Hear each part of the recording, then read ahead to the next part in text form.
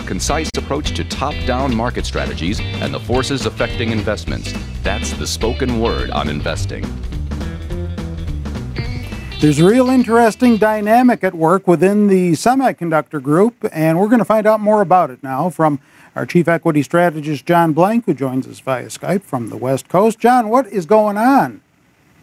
Yeah, Terry, one of the hot spots in Q1 earnings that we're going through right now is going to be the infotech space. And in Zacks, when we look into infotech, we're talking about 700 companies, 700 publicly traded companies. Now, in that 700 companies is a niche called semiconductors, which is 85 of those 700 companies. So about 12% of infotech companies are semiconductor companies.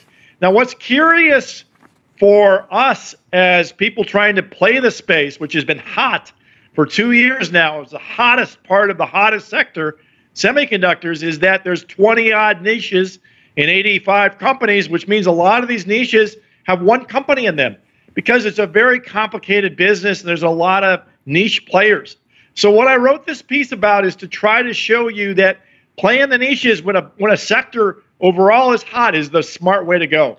So at the moment, does this niche dynamic exist only within the semiconductors or in other sectors as well?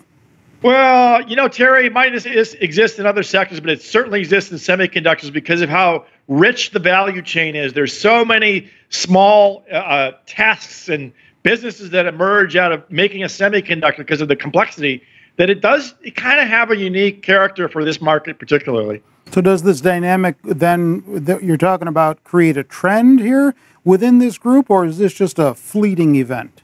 No, what I want to point out to people is you want to look and play 3 or 4 niches if you're going to play semiconductors, but don't be afraid of playing a niche that you don't understand. I would prefer you to play a niche that's got a high Zacks rank in the company, go learn about the business, and just try to figure it out from a value chain perspective. What do these people do? Who do they supply to? Who supplies them? And who are their customers? And figure it out simply, and you'll probably buy a company that you like a lot, and it's going to be doing pretty well the next year. All right, give me some names. Names I like, Terry. Taiwan Semi. These are the big circuit foundry company in Taiwan, the very biggest company for semiconductors, maybe in the world, that's making them on contract is Taiwan Semiconductors. That's ticker TSM. Other name I like, Terry. Micron, ticker MU. This is a company that provides memory chips. Memory chips are different than integrated circuits that are the core to a computer's microprocessor. These just collect the memory of all the information you're using to do things like this call. Another name I like is Xilinx. Xilinx is in this place called programmable chips, which means they make the chip generic for function, and then the end user programs the chip. So Xilinx has a kind of a niche business in those programmable chips. Fourth name I like, Terry, is my name is slipping me. If you got my sheet, go ahead and point it out to me.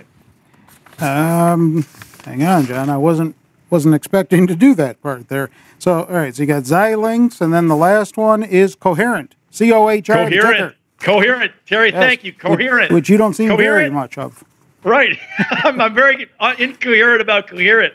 Ticker COHU. Coherent is a very curious business between wafer component making and chips. You make wafers are made into chips, and Coherent knows how to do this. So Coherent's my fourth name, and I'll go through them again. Taiwan Semi, Micron, Xilinx, and Coherent. Okay, and now you know the role of the host in these little bits. With John, I'm Terry Ruffalo.